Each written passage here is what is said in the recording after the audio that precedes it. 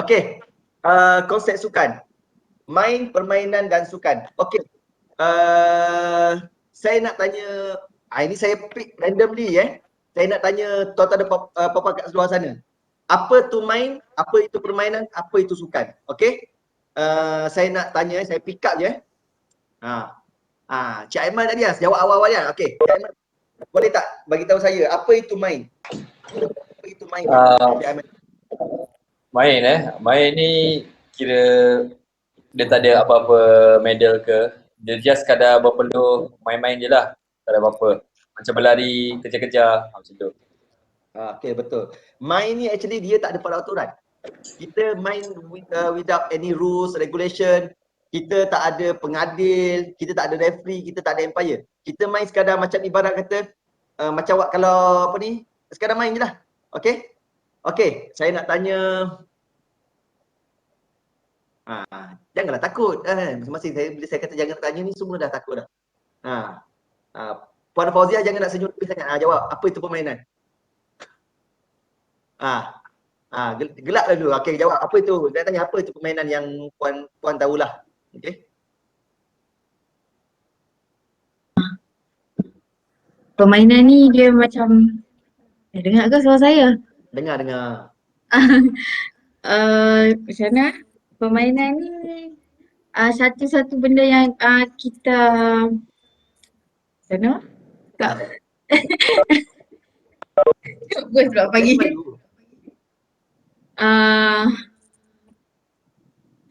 Kejap. Saya tanya sikit dah blur dah. Tu lah. Blur terus. Tak apa, hari pertama tak apa. Kita jangan malu. Untuk sesi kita ni, kalau kita secara fizikal ni kita seronok sebab kita boleh tengok muka kawan-kawan kita kat depan kan. Tapi bila dalam online ni kita seronok lah. Kita gelak orang apa ni tak nampak kita kan sebab kita dalam online. Tapi actually bagi saya masing-masing boleh bagi sama lah. Kot ada nak bantu. Okey, Puan Yvonne. Sorry. Sebab saya nak Puan Jamie Pang. Boleh tak bantu apa ni? Puan Fauziah bagi sikit pendapat berkaitan dengan permainan ni. Apa tu permainan?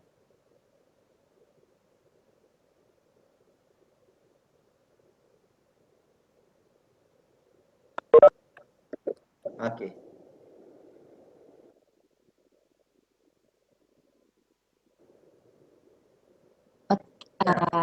Okey.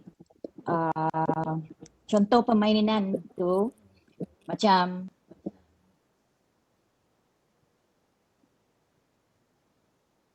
Dandan pula Puan Jamie punya line teruk kan. Bila time dia dah nak jawab je, line dia teruk. Okey, so saya terpaksa pick up line pula. Okey. Puan Jamie Pang tutup internet ke apa? Time dia nak jawab, dia tutup internet. Terus tak boleh nampak dia. Okey. Saya nak Mr. Katik. Mr. Katik. Mr. Katik boleh bagi sedikit pendapat tak apa itu permainan? Buka Mr. Katik, buka mic. Kalau tak buka mic tak dengar. Dengar tak? Okey. Sorry. So I was expecting you akan tanya pasal sukan dekat saya. Saya tak sabar nak jawab. Ini pasal tanya permainan pula. Okey. Malay saya maybe tak bagus, sorry ya. Okay. Permainan saya pun tak pastilah, to be honest. Saya tak sukan, permainan macam saja main-main ikut suka lah kan. Atau macam Okey, permainan ni saya ambil lah. Permainan ni actually macam ni lah. Kalau kita budak-budak kat kampung, kalau kat kampung-kampung budak-budak ni petang-petang je pukul 6 petang je, jom turun padang. Turun padang. Kalau dululah keeper. Yang lari laju dia lah striker. Yang muka handsome mesti captain punya. Kalau main bola lah ni. Kan? Tiang gol tak ada, pakai apa? Pakai selipar. Pakai selipar jadi tiang gol. Itu permainan. Permainan dia tak ada. Main ikut suka je lah. Permainan tu dia tak ada peraturan, dia tak ada referee nak jaga. Okey, dia main je. Dia main macam saya tak dengar. Tak dengar. Tak. Mr. Jamie dandan lah, baru buka internet. Okay. Tak apa. Kita continue. Untuk permainan macam mainan masa ruang lah. Masa ruang ma- macam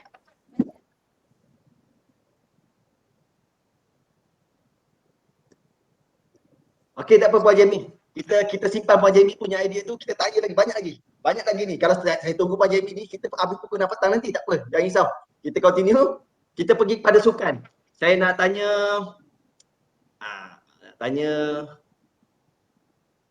Puan Nojizatul. Allah. Jangan terkejut. Puan. Jangan terkejut Puan. Okey, saya nak tanya pendapat Puan pasal sukan. Apa tu yang Puan tahu pasal sukan? Ini paling Buka senang. mic, Puan. Buka mic. Ini paling senang lah ni.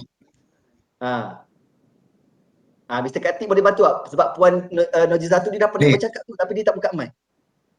Ya, ini sukan maksudnya Hello? Okey. Dengar? Okey dengar. Okey, tapi kita Okey, kita bagi sukan ni adalah aktiviti fizikal Okey. yang I think untuk kita dilakukan untuk kemahiran and then untuk pembangunan dan mungkin untuk keseronokan, kecemerlangan, but dia adalah aktiviti fizikal. Okey. Mr. Kartik ada apa-apa nak tambah? ya boleh lah Min. Sukan maksudnya adalah atlet akan berkompet lah. Berkompet. Okay. So bila sukan ni dia ada rules and regulation, dia ada persatuan, dia ada team, dia macam tu lah. So bila kita kata sukan ni dia dah lebih kepada macam dia lebih secara rasmi lah. Dia ada dia punya apa ni, dia punya team dia. Macam mana cakap, kalau kita nak pergi bertanding kita mesti melalui persatuan juga. Okay. So dia ada rules and regulation yang kita kena ikut, dia ada empire yang akan menjaga. Okay. Itu secara generalnya lah untuk sukan tu. Okay, konsep sukan. Sukan massa dan sukan kompetitif dan elit. Saya punya session dengan tuan-tuan dan puan-puan ni daripada two-way communication Sebab kalau boleh saya nak kita sama-sama. Sebab saya tak nak saya seorang bercakap. Okay. Saya pun nak tuan-tuan dan puan-puan bercakap. Okay. Saya nak cari orang lain pula. Saya nak pergi slide sebelah. Okay, slide sebelah saya ada siapa kat sini. Jap. Mr. Ramesh Chandra. Mr. Ramesh Chandra, boleh tak bagi tahu saya apa itu sukan massa? Buka mic Mr. Ramesh. I'm not sure about this. Okay. You tak sure? Okay, Mr. Ramesh tu jawab dia tak sure. Senang kerja. Okay. Puan Nora Shikin. Jangan senyum dulu je. Puan Nora Shikin, apa itu sukan massa?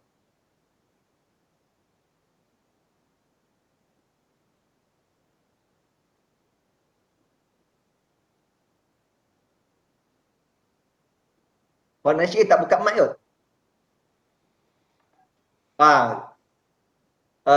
Rasanya earphone Puan Nora Shikin tak berfungsi secara baik nampak gayanya. Ataupun dia saja-saja buat bercakap tapi kita tak dengar, kita tak tahu. Kita pergi kepada kita tukar orang. Mr. Muniandi Ramasamy. Boleh tak bagi tahu saya apa itu sukan massa?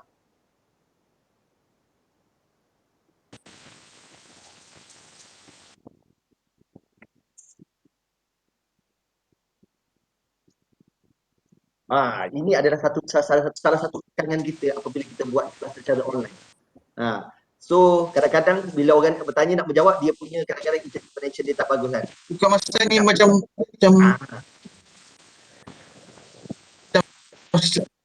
keseluruhan. Okey. Saya terangkanlah sukan massa ni kalau secara general ni dia panggil sukan untuk semua. Maksudnya sukan siapa-siapa pun boleh main. Sukan massa ni. So maksudnya aktiviti-aktiviti yang dijalankan, aktiviti sukan yang dijalankan untuk semua orang. Biasanya sukan massa ni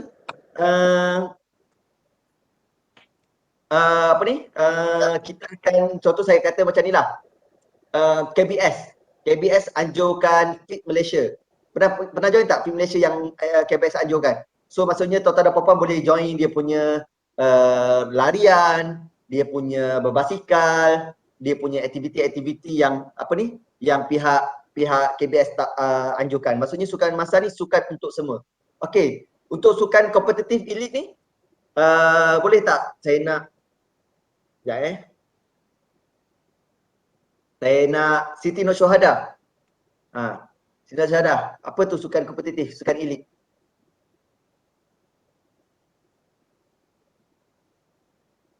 Prestasi tinggi. Okey, betul. Okay, sukan kompetitif elit ni dia macam sukan yang ada rules. Contoh, sukan yang ada rules lah. Okey, sukan kompetitif elit ni dia dah macam betul lah Puan Syara cakap, dia ada rules and regulation. Dia dah pada high level lah. Sukan kompetitif ni macam kita ambil contoh macam SEA Games, Asian Games, Commonwealth Games, Olympic Games. This one all the sports yang dah sampai kita kata sebagai satu level elite lah. So untuk mana-mana atlet, mana-mana individu yang join sukan yang kompetitif elite ni, mereka perlu menghadapi secara profesional lah. Okey, tak kisahlah untuk jadi seorang atlet pergi ke sukan elite, mereka perlu menghadapi training macam mana elite punya training. Kalaulah kata kita ni daripada side pengurusan, jurulatih ataupun manager ke apa, kita kena ada satu pengurusan yang sistematik, yang tersusun apabila kita pergi ke high level punya sports ni. Sebab kita bukan lagi liga kampung, kita bukan lagi dah bukan liga-liga amatur ni. Bila kita once go professional, kita punya persatuan kena profesional, kita kena jurulatih kena profesional, kita punya atlet pun kena profesional. Minded dah macam world lah. World champion. Kita tak nak kita pergi hanya sekadar mengisi ruang kosong saja. Maksudnya sebagai peserta je. Kalau boleh kita pergi tu sebagai kita nak jadi seorang yang pemenang lah. Okey.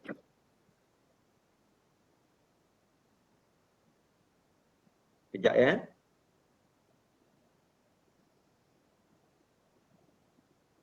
Okey, ciri-ciri sukan kompetitif. Sukan kompetitif ni dia ada peraturan, undang-undang, dia ada persaingan, pertandingan, maksudnya dia ada opponent lah daripada lain. Dia ada persatuan sebab kena ingat, bila kita pergi ke kejohanan luar negara, kita kena melalui persatuan. So macam kita lah, contohlah kalau kita nak pergi ke kejohanan luar negara, contoh macam Olimpik ke apa, kita kena melalui dengan kita punya persatuan sukan kebangsaan, dan persatuan sukan kebangsaan kita kena melalui Majlis Olimpik Malaysia. Okey? So maksudnya persatuan-persatuan yang terlibat ni akan membantu kita untuk ke kejohanan-kejohanan tertinggi ni. Okey. Dia ada latihan kemahiran, dia kena ada strategi. Sebab bila pergi dekat kompetitif ni, dia tak boleh kata macam kita training hari ni, esok nak bertanding. Tak ada. Kadang-kadang kita punya training plan tu dah awal setahun. Mungkin awal 2 tahun. Okey, kita ambil contoh macam Olimpik Tokyo 2020 ni. Supposedly Olimpik ni berlangsung pada tahun 2020. Tapi because of pandemic COVID-19 ni, dia continue sampai 2021. So you bayangkan atlet yang dah prepare habis je Olimpik 2018. Sorry. Betul? Olimpik Olimpik last bila? 2018. Oh yes, correct kan? 2016. Brazil, betul? Okey. 18, 19, 20, 21. 2016 Rio. Rio 2016 kan. You bayangkan Olimpik Rio 2016. So 2017 atlet yang atlet elit ni dah start training daripada 2017 nak pergi ke 2020. So maksudnya 4 tahun mereka prepare. So suddenly sepatutnya kejohanan tu berlangsung pada tahun 2020, because of pandemic COVID-19 mereka postpone pada tahun 2021. You bayangkan bila postpone je ke hadapan setahun kemudian, you bayangkan jurulatih atlet ni dia orang kena set balik mental dia orang tau. Sebab you dah prepare 4 tahun. Sepatutnya kalau ikut tahun 2020 ni kadang-kadang ada atlet yang dah peak. Nanti you akan belajar pasal periodisasi. Saya rasa untuk level 1 ni you tak akan belajar sepenuhnya pasal periodisasi lah. Periodisasi sepenuhnya akan diajar pada level 2. Mungkin you akan dapat sentuh sikit lah pasal periodisasi. You bayangkan dalam periodisasi atlet-atlet elit ni tahun 2020 kebanyakan mereka ni dah nak dapat peak. Maksudnya peak, dia punya peak performance lah. You bayangkan bila tiba-tiba dia orang nak dapat peak performance, kejohanan tu terpaksa ditunda setahun kemudian. You bayangkan jurulatih ni terpaksa susun balik dia punya training program dia orang. Supaya atlet mereka ni tidak dia punya performance tak drop. So you bayangkan macam mana pentingnya psikologi, pentingnya kita punya training program tu untuk suit kepada atlet tu supaya dia punya performance tu bila sampai tahun 2021 ni nak compete pada bulan 8 ni, dia still boleh bagi the good impact dan juga good result untuk negara. So hopefully kalau ikutkan program podium kita, kita mengharapkan tahun ini kita akan melahirkan salah satu gold medal untuk Olimpik lah. Untuk Paralimpik kita tak boleh nak cakap apa dah. Kita dah ada 3 gold medalist sebelum ni. Kita dah ada 3 gold medalist untuk Paralimpik. Well done untuk tim Paralimpik. Tetapi untuk Olimpik kita tak pernah ada lagi yang atlet dari negara kita yang pernah dapat gold medal. Hopefully tahun ni kita ada satu keajaiban lah. So kalau kita tengok pun ada lagi atlet-atlet kita yang berjaya melayakkan diri ke Olimpik. Okay, masih sempat lagi untuk mereka melayakkan diri lah, sebab ada sukan yang masih buat pusingan kelayakan lah untuk sebelum mereka bertanding. Okay. Cik Freddy, boleh soal? Okay, siapa tu? Boleh soal? Okay. Adakah dalam sukan massa ataupun sukan prestasi tinggi ni, sukan massa ni dia boleh dinilai sebagai sukan kompetitif juga? Biasanya sukan massa ni dia tak akan kompetitif. Dia ada kompetitif, dia ada pertandingan yang macam yang kita even macam kata KBS dia buat Fit Malaysia tu kan. Dia ada juga buat macam running tu, ada hadiah. Tetapi bila sukan massa ni, sukan massa ni sukan untuk semua. Dia sukan untuk rakyat. Dia sukan massa ni dia lebih kepada untuk kesihatan, untuk pendidikan, dia lebih kepada benda-benda yang macam tu. Siapa-siapa yang boleh join. Even macam saya kata Fit Malaysia tu, siapa-siapa nak join 5 km running tu, register, boleh berlari. You kalah ke, you menang ke, you just enjoy the moment. Tapi Cik Freddy, sekarang ni macam contoh ada sukan-sukan lain yang mana dia dah mempunyai pertandingan yang di world level. So adakah dia masih boleh dinilai dalam sebagai ciri-ciri sukan kompetitif juga, sukan massa? Boleh bagi Puan. Dodgeball ke ataupun banyak lagi sukan yang bukan di bawah prestasi tinggi punya senarai. Sukan apa tadi? Dodgeball ada. Okay. And then like macam squash pun dia bukan prestasi tinggi punya sukan kan? So adakah dia dinilai sebagai sukan kompetitif? Dia masih dinilai. Kompetitif ni bila ada pertandingan. Bila ada pertandingan dia akan jadi kompetitif. Sebab apa? Kita akan lawan opponent. Okay. Tetapi untuk dia, kita kena faham. Kadang-kadang untuk sesuatu sukan tu masuk ke Olimpik ni bukan senang. Even kita kata squash lah. Kita ada Datuk Nicole David yang kata world greatest champion. World greatest champion Datuk Nicole David. Tetapi you bayangkan dia punya sukan tu kenapa tak masuk Olimpik pun? Sebab kena ingat, tidak semua negara dekat dunia. Saya boleh cakap kat dunia. Tak semua negara yang main squash. So bila dia nak masuk ke dalam Olimpik, negara-negara yang ada sukan squash ni, mereka perlu bidar. Mereka perlu hantar pembidaan untuk jadikan sukan mereka ni salah satu sukan yang layak untuk bermain di Olimpik. Tapi unluckily, kita pernah cuba pada Olimpik Brazil, ada beberapa negara telah bawa macam squash untuk dibidar sebagai salah satu sukan untuk bawa ke Olimpik, tetapi kita tak berjaya. Tak berjayalah. Dia sama juga macam sukma lah. Ini saya ambil yang kecil sikit. Saya ambil kecil sikit sukma. Okey. Tuan rumah dia akan anjurkan sukan yang dekat dia punya tempat ni, kat tuan rumah ni, tengok apa dia punya kelebihan. Faham tak?